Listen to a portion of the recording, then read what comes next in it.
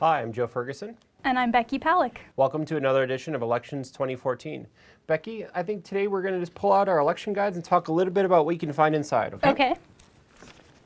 Whoa, mine's 100 pages. Mine's about 4.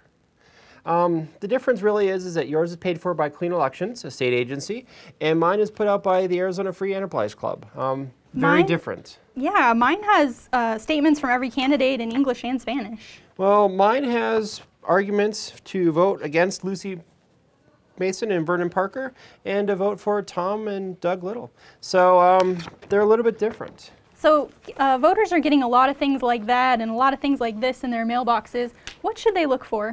Well, I think the biggest thing you should look for is a disclosure on them.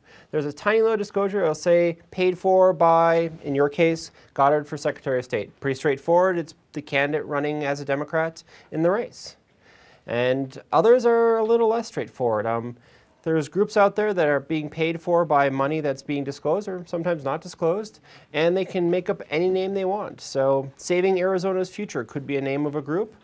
That doesn't necessarily tell you all you need to know. So over the next couple of weeks, Becky and I are going to spend some time looking at these mailers, which are a great way for candidates and groups interested in politics to get right to voters, especially select segments of voters. So if you wanted to get ones for just one legislative district, buying mailers is probably a cheap and effective way to do that.